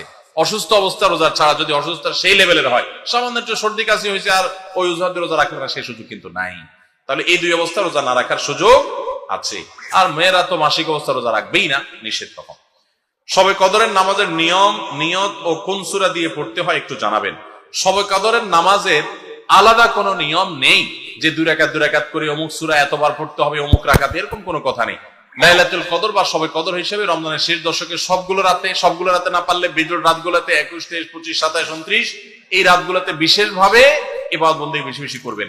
2 রাকাত করে যত পারেন নামাজ পড়বেন, আস্তে আস্তে পড়বেন, ধীরে ধীরে পড়বেন, লম্বা লম্বা কেরাত সিজদা খুব ভালোভাবে করার চেষ্টা করবেন। যে কোনো সূরা দিয়ে পড়তে পারেন। সূরা যদি 1 রাকাতে কয়েকটা পড়েন বা একই সূরা বারবার পড়েন সেটাও করতে পারেন, কিন্তু নির্দিষ্ট কোনো সূরা পড়তে হবে নির্দিষ্ট কোনো নিয়ম নেই। এরপরে প্রশ্ন হলো, রমজানের প্রথম 10 দিন, মাঝের 10 দিন ও শেষের 10 দিনকে বলা হয় রহমত, মাগফিরাত ও নাজাতের দিন। এটা কতটা সহিহ? তাহলে কি ওই দিনগুলোতে রহমত, মাগফিরাত, নাজাত পাওয়া যাবে নাকি বাকি দিনগুলোতেও পাওয়া যাবে? দেখুন, এই হাদিসের সনদকে মুহাদ্দিসরা কেউ কিছুটা দুর্বল বলেছেন, কিন্তু এটার মাধ্যমে এটাও হতে পারে যে এই দশকে বিশেষভাবে রহমত দেওয়া হয়, অন্যগুলোতে আমভাবে দেওয়া হয়। এর মানে এই না যে অন্য দিনগুলোতে রহমত দেওয়া হয় না। নারীদের জন্য কিছু আমল বলুন, কারণ রমজানে বাসায় সাহারি, ইফতারি, অন্যান্য কাজ করতে করতে বেশি বেশি আমলের সুযোগ তারা পান না। মা বোনরা ইফতারি সাহারি ব্যস্ততায় অনেকেই রমজানে ইবাদত বন্দেগীর সুযোগ পান না, তাদের জন্য আমরা বিশেষ কিছু পরামর্শ দিতে পারি। নাম্বার 1, রমজানের আগে থেকে ইফতারের যে আইটেমগুলো আগে থেকে জোগাড় করা যায় সেগুলো আগে থেকে জোগাড় করে, যেমন পেঁয়াজি আইটেম ইত্যাদি অনেক সময় বাটায়া বেটে ফ্রিজে রেখে দেওয়া যায়। যেগুলো আগে করা যায় সেগুলো আগে করে রাখেন যাতে রমজানে ইবাদতবন্দি করতে পারেন। সাহারির সময় ভোর রাতে খেতে উঠে সবাই খাওয়া দাওয়া করে রেখে চলে যায়, আমাদের মা বোনরা দেখা যায় থালা বাসন নিয়ে ব্যস্ত হয়ে পড়েন। ওই টাইমে থালা বাসন রেখে, যেটা যেভাবে সেভাবে ঢেকে রেখে আপনি মাশগুল হয়ে যান দোয়াতে সাহারির সময়। এরপরে ফজর নামাজ পড়ে আপনি এবার কাজে লেগে যান। ওই মূল্যবান সময়গুলো নষ্ট করবেন না। আর যখন থালা বাসন ধোবেন বা ইফতার বানাবেন তখনও মনে মনে আল্লাহ স্মরণ, আল্লাহর সাথে কথা বলা, আল্লাহর কাছে দোয়া নিবেদন করা, জিকির আজকার করা সেই চেষ্টা করতে পারেন। তাহলে ইনশাআল্লাহ আপনাদের রমাদান অর্থবহ হবে। আরেকটা জিনিস হলো, আপনারা রোজাদারদের জন্য খাবার প্রস্তুত করছেন, ইফতার রেডি করছেন, এর কারণে কিন্তু আলাদা সওয়াব পাবেন। এটা আপনাদের জন্য সওয়াব থেকে শূন্য বা খালি কিন্তু না। অতএব নিয়ত করে নেবেন যে আল্লাহ রোজাদারদের জন্য আমি খাবার তৈরি করছি, আমাকে আপনি সওয়াব দিবেন। ইনশাআল্লাহ আপনারা আল্লাহ তাআলার কাছে আজর এবং বিনিময় পাবেন। এবং মেয়েরা যদি মাসিক অবস্থায় থাকেন, রোজা না থাকে, ওই অবস্থায় তারা ইসলামিক বই পুস্তক পড়তে পারেন এবং বিভিন্ন ভালো ভালো বই পুস্তক করতে পারেন, জিকির আজকার করতে পারেন, ইস্তিগফার এবং দোয়া দরুদ করতে পারেন। সূরা তারাবি পড়া বেশি উত্তম নাকি খতম তারাবি পড়া উত্তম? অবশ্যই যদি আপনি কোরআনে কারীমের খতম পড়তে পারেন সূরা তারাবির চাইতে সেটা উত্তম, এতে কোনো সন্দেহ নাই। সূরা তারাবিতে তো সামান্য ছোট ছোট আপনি কেরাত পড়বেন, আর খতম তারাবিতে বড় বড় কেরাত পড়বেন। তো কোরআন বেশি তেলাওয়াত করাটা তো অল্প তেলাওয়াত করার চাইতে বেশি উত্তম, সেটা তো বলাই বাহুল্য। এই জন্য অবশ্যই খতম তারাবি উত্তম। কিন্তু খতম তারাবি যদি তুফান মিল গতিতে হয়, 5G 6G গতিতে হয়, তাহলে সেই খতম তারাবি যদি হয়, যেই খতম তারাবিতে কি পড়েন হাবেশ সাহেবের শুধু ইয়ালামুন আর তালামুন ছাড়া কিছু না বুঝেন, তাহলে ওই রকম খতম তারাবি পড়ার চাইতে সূরা তারাবি পড়া উত্তম। কথা কি বুঝতে পারছেন? যদি হাবেশ সাহেব মাঝখানে কি পড়ে কিছুই বুঝেন না, শেষে শুধু ইয়ালামুন আর তালামুনের টান দেখে বুঝতে পারলেন যে এখন রুকুতে যাবে, তাহলে এই তারাবি পড়া না পড়াতে কোনো পার্থক্য নাই। অনেক জায়গাতে এরকম তারাবি পড়ে, ওই যে সোশ্যাল মিডিয়াতে কিছু কিছু ভিডিও পাওয়া যায়, হ্যাঁ, দেশের বাইরের, যে এমন গতিতে তারাবি পড়ে যে আপনি 3 আয়াত পড়তে না পড়তে তারা 1 রাকাত শেষ। এগুলা তারাবির নামে তামাশা। শুধু খতম তারাবি কেন, অনেক সূরা তারাবি এরকম আছে যে পড়ে সূরা তারাবি, সেটা আবার এরকম 5G গতিতে পড়ে। তারাবির নামে যে কত তামাশা চলে। কয়দিন আগে দেখলাম ফেসবুকে একটা পোস্টার যে ব্যবসায়ীদের জন্য বিশেষ তারাবির প্যাকেজ। কি প্যাকেজ? 7 দিনে খতমের প্যাকেজ, 5 দিনে খতমের প্যাকেজ, আর একটা 3 দিনে খতমের প্যাকেজ। একটা রেজিস্ট্রেশন ফি 1400 টাকা, আর একটা রেজিস্ট্রেশন ফি বোধহয় 2000 টাকা, আর একটা রেজিস্ট্রেশন ফি আর একটু কম টাকা। হ্যাঁ, রেজিস্ট্রেশন ফি দিয়া হাবেজ সাহেবরা চুক্তি করে তারাবি পড়ায়। কিয়ামতের আগে যে আরো কত কিছু হবে একমাত্র আল্লাহ তাআলাই ভালো জানে। এগুলো সব তারাবির নামে কি ভাই? তামাশা। জায়েজ নাই ভাবে করা। বাইতুল হুদা জামে মসজিদের পেজে প্রশ্ন করেছেন। আচ্ছা, এমন কোন আমল আছে কিনা যা করলে রোজা রেখে ক্ষুধা কম লাগবে? আমার পিপাসা চূড়ান্ত কষ্ট হয়, রোজা রেখে ক্ষুধা কম লাগবে এমন কোন আমল আছে কিনা? সুবহানাল্লাহ। আর কিসের আমল চাওয়া বাকি আছে আপনাদের? দেখেন ভাই, আমল একটা আছে অবশ্য। আমল হলো, যে আমল করলে রোজা রাখলে আপনার ক্ষুধা কম লাগবে, সেটা হলো ঘুমের আমল। কিসের আমল? ঘুমের আমল। ফজর নামাজ পড়ে এশাক পড়ে যদি ঘুম দেন, কাজ কাম যদি না থাকে, বেকার পাবলিক হন, জোহর পর্যন্ত দিলেন ঘুম, জোহর পড়ে আবার দিলেন ঘুম, আসর পর্যন্ত ঘুমাইলেন, আসর পরে তো ইফতারের টাইম হয়ে যাবে। তাহলে এটা একটা সহজ আমল, যে আমলে বোঝা যায় যে আপনার ক্ষুধা অনুভব হবে না, কম লাগবে ইনশাআল্লাহ। এখন যদি এত পেট পাগল হন যে হুজুর ক্ষুধা চড়ে তো ঘুমিয়ে আসবে না, তাহলে আর কোনো ওষুধ নাই। ভাইরা আমার, আমরা চাই কি জানেন? আমরা চাই হলো আল্লাহ দুনিয়াতেও আমার দিবা টয়টম্বর, আখেরাতেও টয়টম্বর দিব। আমি কোনো কষ্ট করতে রাজি না, আমি কোনো গুনাহ থেকে বাঁচতে রাজি না, আমি জান্নাতও চাই, আমি সবই চাই। আপনি রোজা রেখে ক্ষুধার কষ্টটা একটু সহ্য করবেন, এর বিনিময়ে তো আপনি জান্নাত পাবেন। এখন আপনি চান না রোজা ক্ষুধার কষ্ট আমি সহ্য করব না, আবার জান্নাতও আমি চাবো? কেমন কথা ভাই? সামান্য একটু ক্ষুধার কষ্ট আপনি সহ্য করতে রাজি না। এই রমাদানে ফিলিস্তিনের মানুষগুলো ইফতার করার মতো খেজুর তাদের কাছে নাই। খেজুর তো দূরের কথা, ইফতার তো দূরের কথা, সাহারিতে একটু সামান্য পানি খাবে শান্তিপূর্ণ ভাবে, সেই ব্যবস্থাটুকু তাদের ধ্বংস করে ফেলা হয়েছে। এরকম একটা সমাজে দাঁড়িয়ে সামান্য একটু রোজার সময় সাহারি ঠিকই খাবেন পেট ভরে, আপনি একটু কষ্ট হবে, সেই কষ্টটা পর্যন্ত সহ্য করতে রাজি না। আপনি কোন মুখে আল্লাহর কাছে জান্নাত আশা করবেন, দাবি করবেন? অনন্ত অসীমকালের সুখের ঠিকানা এই দুনিয়ার সমান 10 দুনিয়া কমপক্ষে, এর বেশিও হতে পারে, এরকম জান্নাত আল্লাহর কাছে আপনি ডিমান্ড করবেন, দোয়া করবেন, চাইবেন কোন মুখে? যে রোজার কষ্টটা আপনি সহ্য করতে রাজি না। আল্লাহর কাছে দোয়া করেন যে আল্লাহ আপনি আমাকে সবরের তৌফিক দান করুন। এরপর প্রশ্ন হলো, আমরা গরিব মানুষ, শ্রমজীবী, মাঠে আলু তোলা, সরিষা কাটা এবং মাটি কাটা ইত্যাদির কাজ করি। রোজা রাখা বিরাট কঠিন, রোজা রাখলে কাজ করা যায়, কাজ নাই ভাত নাই, কি করব তাহলে? ভাইরা আমার, এই প্রশ্ন আমাদের যখন আসে শ্রমজীবী ভাইদের কাছ থেকে, তখন আমরা প্রথমেই তাদের প্রতি সমবেদনা জানানোর চেষ্টা করি যে আমরা এমন একটা সমাজে বাস করছি যে সমাজে আমাদের শ্রমজীবী ভাইদের জন্য আসলে ভালো কোনো ব্যবস্থা নেই। অনেকেই এমন আছেন যে দিন আনেন দিন খান, কাজ না করলে তার পেটে ভাত নাই। এই ভাইদেরকে আমরা বলবো, আপনার এমন হার্ড পরিশ্রম করতে হয় যে রোজা রেখে সেটা করা সম্ভব নয়। এই অজুহাতে আপনার রোজা না রাখার সুযোগ নাই। আপনি এখন বলবেন, হুজুর তাহলে কি মরে যাব? না, মরেও যাবেন না। আপনার জন্য বহু বিকল্প আছে। কি কি বিকল্প আছে? ধরুন একজন রিক্সা চালক, রিক্সা চালানো খুব হার্ড পরিশ্রমের কাজ। আজকাল অবশ্য বেশিরভাগ এলাকাতে মোটর লাগাই নিয়েছে, যারা পেডেল মারেন পায়ে দিয়ে, তাদের অনেক কষ্ট হয়। এখন আপনি বলতে পারেন, হুজুর 8 ঘন্টা 7 ঘন্টা 6 ঘন্টা রিক্সা চালায় কিভাবে রোজা রাখবো এই গরমের সময়? আমি বলবো ভাই, আপনার যে অনেকগুলো অপশন আছে তার ভিতরে একটা অপশন হলো, আপনি যদি ইচ্ছা করেন যে রমজান মাসে আমি রিক্সা চালাবো খুব অল্প সময়, যে জমার টাকা তুলে কোন রকম আমার ডাল ভাত কেনার কোন রকম ব্যবস্থা হবে, মানে কোন রকম বেঁচে থাকার ব্যবস্থাটা হবে, যেহেতু আমার রোজা রাখা লাগবে এই জন্য আমি ডিউটি একটু কমায় করবো, 6 ঘন্টা জায়গা 3 ঘন্টা করব, এবং দিনে ডিউটি করলে প্যাসেঞ্জার একটু বেশি থাকে, আমি একটু রাতে বেশি ডিউটি করব, প্যাসেঞ্জার একটু কম থাকবে, তারপরেও আমার রোজাটা রাখা হবে। চেষ্টা করলে উপায় আছে না নাই? আপনি যদি আগে থেকে 4 মাস আগে থেকে প্ল্যান করেন, যেহেতু সামনে রমজান মাস আসতেছে, রমজান মাসে হার্ড পরিশ্রম আমি করতে পারি না, করতে গেলে রোজা রাখা হয় না, রোজা রাখা এদিকে ফরজ, আমার আল্লাহর কাছে যেতে হবে, সেজন্য আমি 4 মাস আগে থেকে যদি একটু একটু করে টাকা জমা করে রাখি রোজার মাসে, যাতে আমি বসে বসে খেতে পারি বা কম পরিশ্রম করে সংসার চালাতে পারি, তাহলে সেই সুযোগ আছে না নাই? এরকম বহু সুযোগ আছে। আপনি লোন করে করতে পারেন, পরে সেই লোন পরিশোধ করতে পারেন। করোনার সময় দেখেন, আমরা অনেক কিছুকে মনে করি অসম্ভব, করোনার সময় সেগুলো যে সম্ভব সেগুলো আমরা হাতে কলমে দেখেছি। যখন কোয়ারেন্টাইনের সময় রিক্সা চালকদের রিক্সা বন্ধ ছিল, তখন কিভাবে চলেছেন? মাসকে মাস, বছর জুড়ে যদি চলতে পারেন, এখন 1 মাস চলতে পারবেন না। এজন্য ভাই কষ্ট হবে ঠিক, কিন্তু সদিচ্ছা থাকলে সম্ভব। আর যারা যত বেশি পরিশ্রম করবেন, আপনি শ্রমজীবী মানুষ, অভাবী মানুষ, আপনার শ্রম অনুযায়ী আল্লাহ তাআলা আপনাকে বিনিময় দিবেন ইনশাআল্লাহ। যারা যত বেশি কষ্ট করবেন, ওই ধনীদের রোজার চাইতে আপনার রোজার মর্ম আল্লাহ তাআলার কাছে অনেক বেশি। ইতিকাফ থাকা অবস্থায় মুরগি বা পশু জবাই করা যাবে কিনা?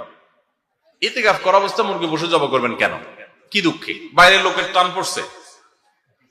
যদি আপনি মসজিদে থেকে করতে চান, করতে পারেন, হয়ে যাবে মুরগি জবাই, আপনার ইতিকাফেরও ক্ষতি হবে না, যদি এরকম কোনো লোক না থাকে মুরগি জবাই করার জন্য। যদি বিকল্প থাকে তাহলে এটা করবেন, কারণ আপনি মসজিদে থেকে বাইরে মুরগি ধরে জবাই করা এটা তো কঠিন একটা কাজ, এত কসরত করাকরি কেন করতে যাবেন যদি অন্য লোক থাকে?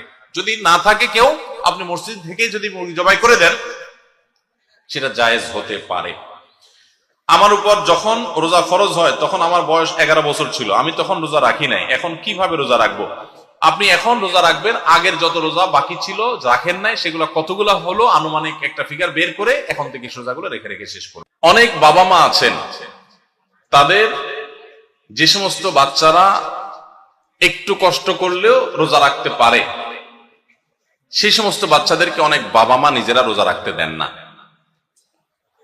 স্কুলের অভিযোগ দিয়ে মাদ্রাসা খোলা সে অভিযোগ তুলে, তাদের পরীক্ষা চলছে সে অজুহাত তুলে, নানা অজুহাত তুলে আজকাল দেখা যায় 8-10 বছর 12 বছরের বাচ্চারা রোজা রাখতে গেলে অনেক মা বাপ নিষেধ করেন। আমরা আমাদের ছেলেবেলায় দেখেছি, আমাদের চেয়ে যারা বড় সে আরো বড় মুরব্বী মানুষ আছেন আপনারা আরো বেশি দেখেছেন, যে আগে বাবা মা ছোট ছোট বাচ্চারা রোজা রাখতে চাইলে তাদেরকে উৎসাহ দিতেন, তাদেরকে অনুপ্রেরণা দিতেন, আগ্রহ জাগ্রত করতেন তাদের মধ্যে, তাদেরকে সাহস দিতেন যে হ্যাঁ হিম্মত করতে হয়।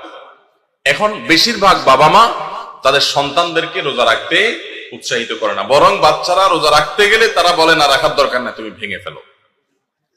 মনে রাখবেন সাহাবা ইকরামের একটি কমন আমল ছিল, তারা রমজান মাসের রোজা তো বটেই, এমনকি আশুরার রোজা এগুলো পর্যন্ত, নফল রোজা পর্যন্ত তারা তো রাখতেন, তাদের বাচ্চাদেরকে রাখাতেন এবং বিভিন্ন রকমের খেলনা ইত্যাদি দিয়ে বাচ্চাদেরকে ভোলানোর চেষ্টা করতেন।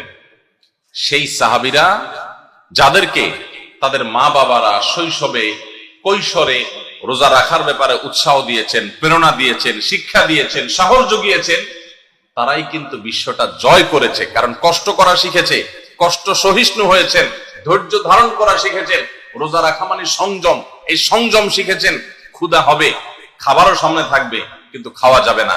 এই যে সংবরণ, এই যে সংযম, এই যে ধৈর্য, এই যে সহনশীলতা, এটা চর্চা করা যখন মা বাপরা শিখিয়েছেন, সেই সাহাবীদের সন্তানরাই কিন্তু অর্ধ পৃথিবী জয় করে ছেড়েছেন। আর আজকে আমাদের সন্তানদেরকে আমরা রোজা রাখাই না কেন? আমাদের মায়া হয়, ছেলেটার মুখটা ফ্যাকাশে হয়ে যাবে, মেয়েটার মুখটা শুকায় যাবে, আমার কাছে ভালো লাগবে না। আমি সবসময় বলার চেষ্টা করি, দেখুন আমাদের সন্তানদেরকে ভোগ শেখাবার প্রয়োজন নাই, ভোগ এটা শেখানোর দরকার হয় না। ভোগ করতে সবাই পারে, এটার জন্য যোগ্যতা লাগে না। ত্যাগ সবাই পারে না, ত্যাগটা শেখাইতে হয়। আপনার ছেলে মেয়েকে খাওয়ায় পড়ায় মোটা তাজা করবেন, এটার জন্য কোনো যোগ্যতার দরকার নাই। এটা গরু ছাগল পশু পাখি প্রাণী তারাও পারে, মানুষ তো পরের কথা। খাইতে কে না পারে? সবাই পারে। কিন্তু খাবার আছে, তবু আমি আল্লাহর নির্দেশে নিজেকে সংবরণ করব। একটা নির্দিষ্ট সময় সূর্য ডোবার আগ পর্যন্ত আমি খাবো না। এই যে ধৈর্য, এই যে সহনশীলতা, এই যে আত্মনিয়ন্ত্রণ, এই যে কন্ট্রোল, এই জিনিসটা আপনার বাচ্চার জীবনে অনেক গুরুত্বপূর্ণ একটা ব্যাপার। এটা তার জন্য অনেক বেশি জরুরি, তার কারণ তার সারা জীবন সামনে পড়ে আছে। তার জীবনে যা চাইবে সে সবকিছু পাবে না, বহু কিছু তার চাওয়ার সাথে পাওয়ার মিল থাকবে না। তার জীবনে অনেক সংগ্রাম করতে হবে, অনেক ইচ্ছা বিরুদ্ধ বিষয় তার সামনে এসে দাঁড়াবে। তখন সে সংযমী হতে পারবে, আত্মনিয়ন্ত্রণ করতে পারবে, ধৈর্য ধারণ করা শিখতে পারবে।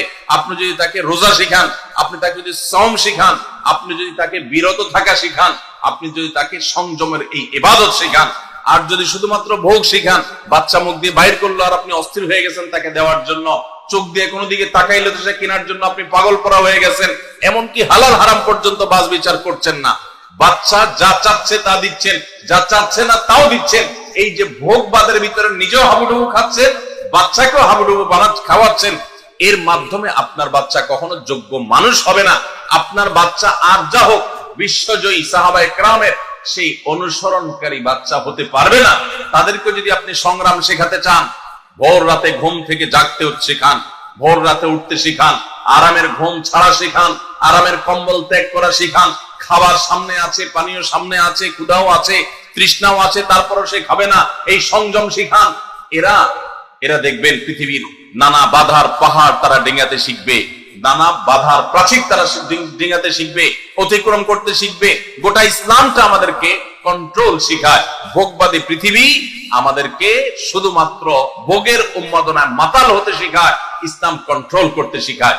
ভোগের উন্মাদনায় যখন মাতাল হয়ে যায় মানুষ, তখন তার দ্বারা পৃথিবীতে বড় কোনো কাজ করা সম্ভবপর হয় না। আজ গোটা পৃথিবীতে আমরা মুসলমানরা যেসব কারণে পিছিয়ে আছি তোর মধ্যে থেকে একটা হলো এটা যে আমরা ভোগবাদের হাবুডুবু খাচ্ছি।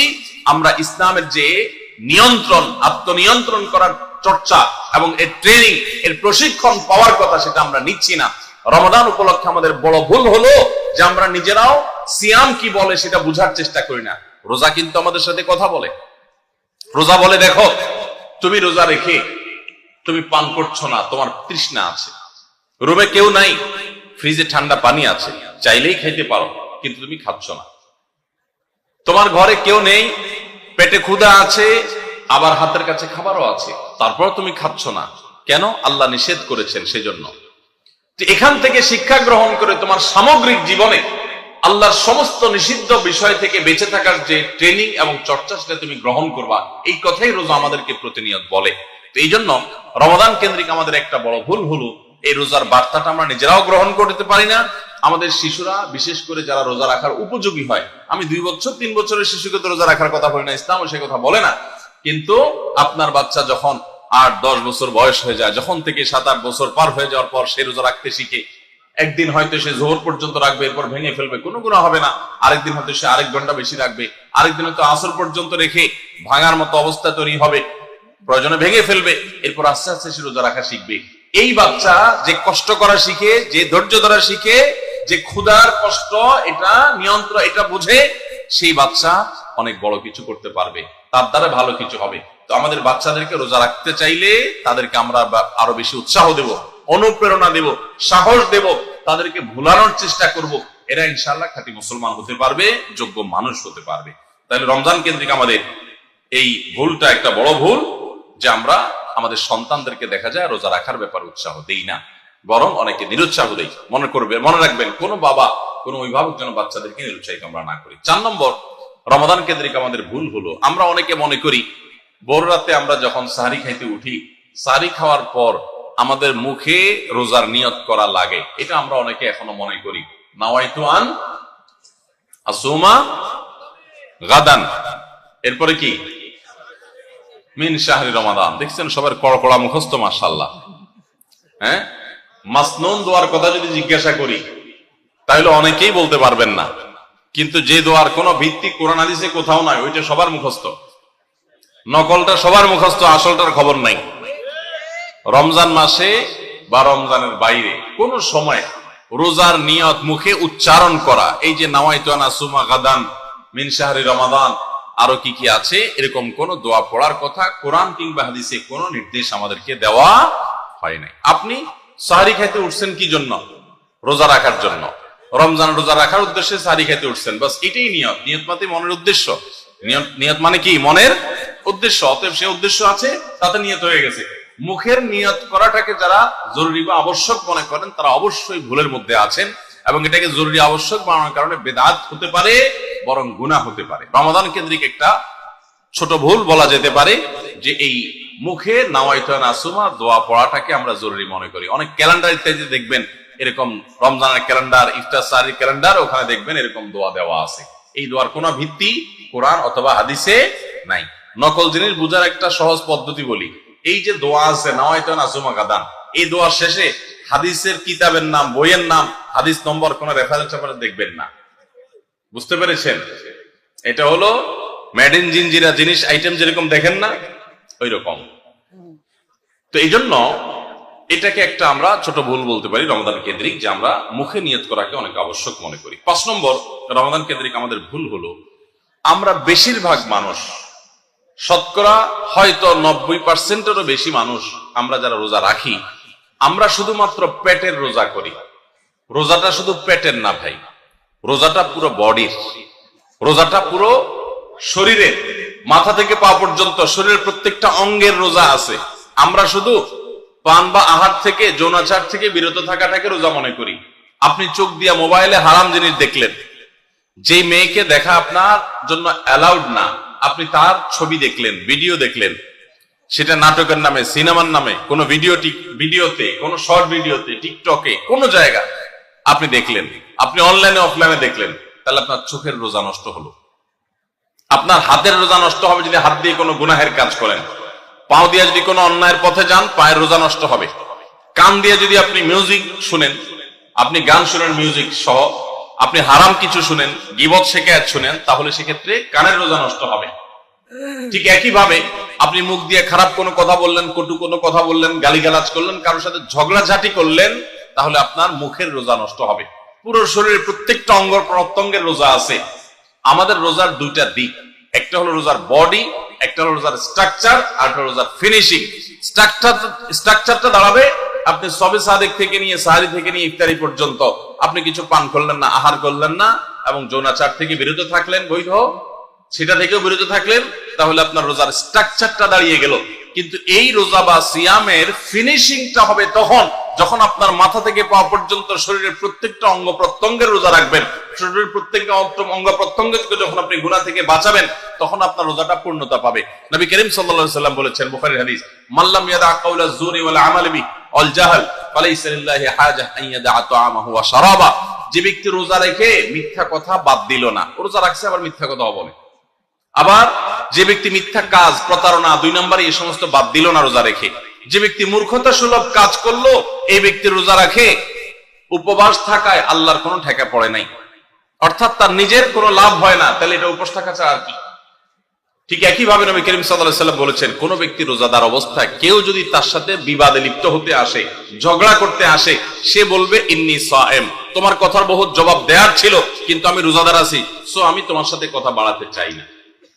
ভাইরা আমার, আমাদের রোজার সবচেয়ে বড় ভুল যদি আপনি আমাকে জিজ্ঞেস করেন, তো আমি বলবো সবচেয়ে বড় ভুল হলো যে আমরা রোজা রেখে নানান পাপাচারে লিপ্ত হই, নানান গুনাহে লিপ্ত হই। আমরা রোজা শুধু পেটের রাখি, আমরা আমাদের শরীরের অন্যান্য অঙ্গ প্রত্যঙ্গের রোজা রাখতে পারি না।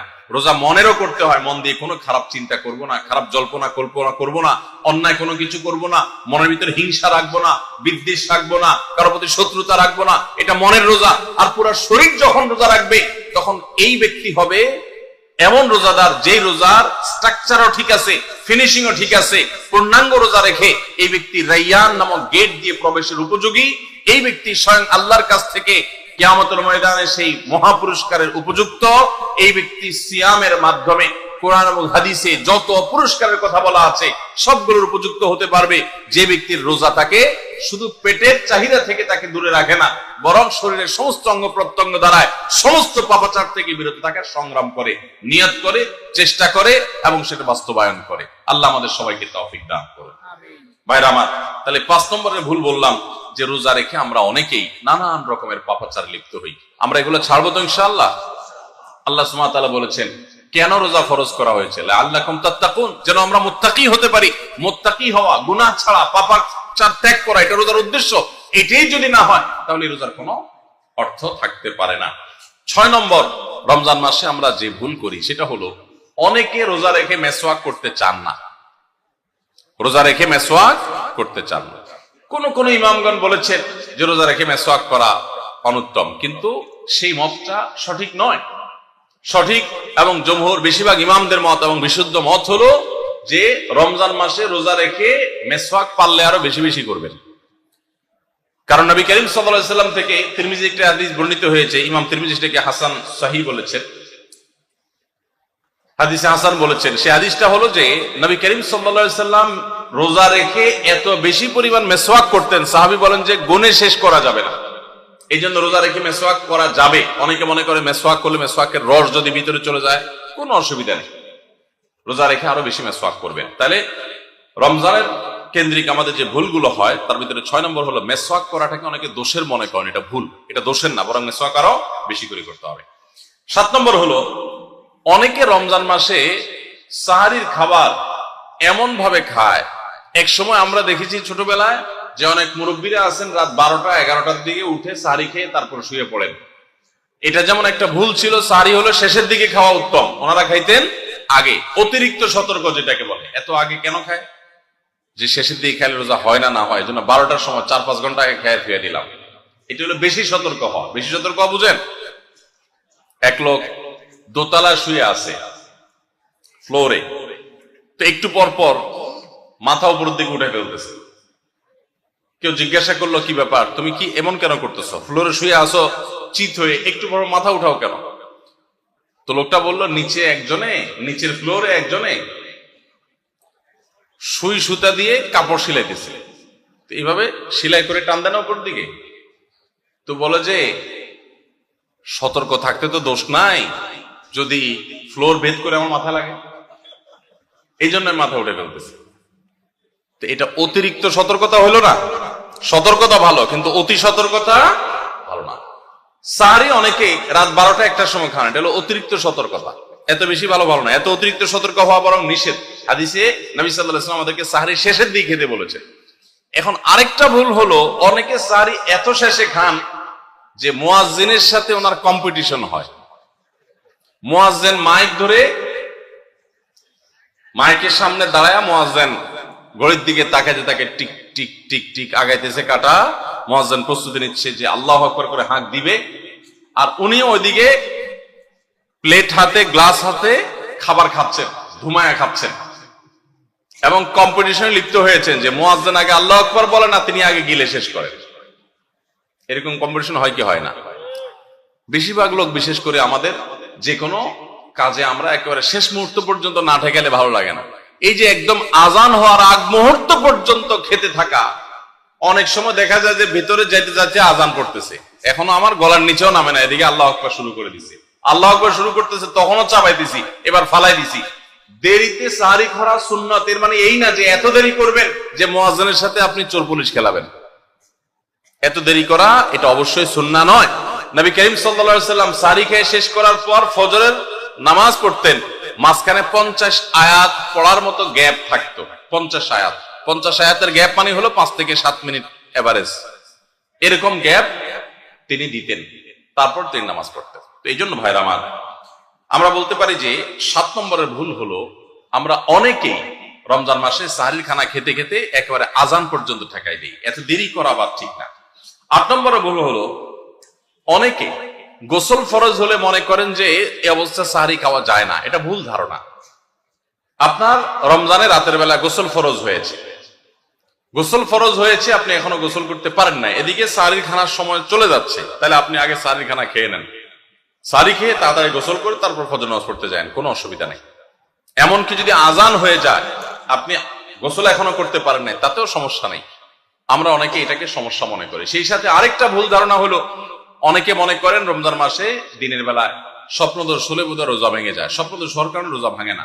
স্বপ্নদোষ হয়েছে, আপনি রোজা কন্টিনিউ করবেন, এই রোজা রাখতেও হবে না, কোনো অসুবিধা নেই, কারণ এটা আপনার ইচ্ছায় না। 9 নম্বর ভুল হলো, আমরা অনেকে যদি সাহারি খাইতে না পারি তাহলে আর ওই দিন রোজা রাখি না। অনেক লোক আছে বলে যে আজকে সাহারি খাইতে পারি না, এই জন্য রোজা রাখি নাই। তো সাহারি না খাইতে পারলে রোজা রাখবেন না কেন? সাহারি খাওয়াটা সুন্নত আর রোজা রাখাটা ফরজ। আপনার সুন্নত ছুটে গেছে, কোনো অসুবিধা নেই, সাহারি না খেলে রোজার কোনো অসুবিধা নাই। সাহারি খাওয়াটা উত্তম। নবী সাল্লাল্লাহু আলাইহি ওয়াসাল্লাম বলেছেন, তাসাহহারু ফাইন্না ফিস সাহুরি বারাকা, তোমরা রাতের শেষ বেলার খানাটা, সাহারির খানাটা খাবা, এটাতে বরকত আছে, কল্যাণ আছে। দুপুরের খানায় বরকতের কোনো ঘোষণা নাই, অন্য কোনো খানায় বরকতের কোনো ঘোষণা নাই, কিন্তু সাহারির খানাতে বরকতের ঘোষণা আছে। এই জন্য আমরা সাহারির খানাটা মনে না চাইলেও অল্প স্বল্প কিছু হলেও মুখে দেওয়ার চেষ্টা করব, কারণ সেখানে বরকত আছে, কল্যাণ আছে। কিন্তু কোনো কারণে সাহারি মিস হয়ে গেছে, ঘুম থেকে উঠতে পারেন নাই, আজান হয়ে গেছে, তাহলে এই অজুহাতে রমজানের ফরজ রোজা না রাখার কোনো সুযোগ নাই। কষ্ট একটু বেশি হতে পারে ওই দিন, তাতে কিছুই হবে না, আমরা একেবারে মরে যাব না। ধৈর্য ধরা শিখতে হবে। ইমানদারকে আল্লাহ তাআলা সবর করা শিখাচ্ছেন রমজানের মাধ্যমে। এই জন্য ভাইরা, কোনোদিন সাহারি মিস হইলে